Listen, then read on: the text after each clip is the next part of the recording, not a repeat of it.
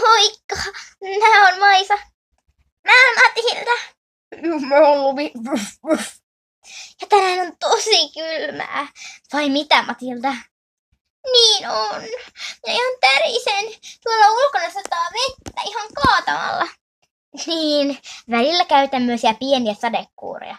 Maisa, onko tuo sinun mielestä pieni sadekuuro? No, on se kyllä aika isokin sadekuuro, mutta sadekuuro kuitenkin. Huomaatko, Matilda? Siellä ei sadakaan vettä. Siellä sataa rakeita. Kuvia. Valkoisia palloja. Hän niin kuin lunta, mutta vaan kovempaa. Mutta mistä se auttaa? Täällä on järjettömän kylmä. Leikittäisikö hetken vaikka leikoilla, jos se piristäisi duppuloilla? Joo, minä voin käydä hakemassa. Joku koputtaa. Minä menen avaamaan. Mene vain. Miksi Lumin emo tuli meille? Tytöt. Koirakauppa suljettiin myrskyn takia. Koira pelkää pimeätä eikä halua olla suljetussa eläinkaupassa yhtään. Yleensä eläimet viedään pois eläinkaupasta yön ajaksi, mutta tämä eläin ei halunnutkaan mennä sinne, mihin se yleensä menee yöksi. Se halusi tulla teitä moikkaamaan tänne. Täällä on sen mielestä paljon mukavampaa. Mitä se sanoi? Se kysyy varmaan, missä Lumi on tai jotain. Lumi tulee varmaan kohta Legojen kanssa. Äiti! Voi, miten suloista. Taitavat viihtyä kahdestaan. Maisa, aletaan me leikkiä Legoilla. Joo, minäkin haluan leikkiä. Leikki vaan, voit jäädä meille pariksi tunniksi. He olivat aivan leikin tiimellyksestä. Kaikilla oli ihan hirveän hauskaa. Hei, lisätään tämä osa tähän. Joo. Hei, minä voin lisätä. Se oli tosi hauskaa, mutta mitä me nyt teemme, isosisko?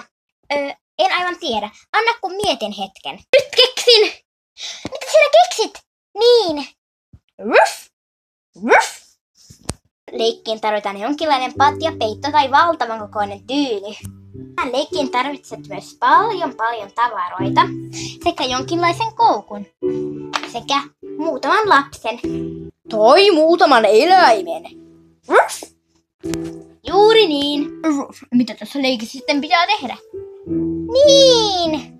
Tässä leikissä meidän pitää yrittää saada aarteita koukkuun. Olemme nyt merirosvoja. Aina kaiken mitä saamme pitää. Kuulostaa hauskalta leikiltä, isosisko. Saanko minä aloittaa? Eikö minä?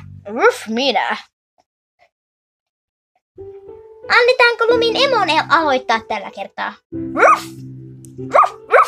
Se näköjään haluaa. Katsotaan minkä aarteen Lumin emo saa. Katso, kaulaketju. Nyt vaan vedetään se tänne. Hienoa, Lumin emo. Nyt on minun vuoroni. Mennään tässä järjestyksessä. Elikkä minä saan viimeisenä. No, ei se haittaa. Nyt minä. Upsista. Minä sain kauniin sulan. Nyt minä vedän sen tänne. Nyt on minun vuoroni vihdoinkin. Joo. Heti tarttui koukkuun. Ui, tässä. Sydänkoriste. Nyt minä. Koukkuun tarttui tällä kertaa rusetti. Hienoa, Maisa. Ja vihdoinkin minun vuoroni. Yritä uudestaan, Lumi. Sait kauniin korun. Hienoa. Nyt leikitään näille pukuleikkiä. Joo! Maisa, näytätkö hienommalta nyt kun minulla on tällainen kaulakoru ja naamallani tällainen sydän. No onhan se ihan hieno. Leikissä nyt vaan. Sinä olet paljon kauniimpi kyllä omana itsenäsi.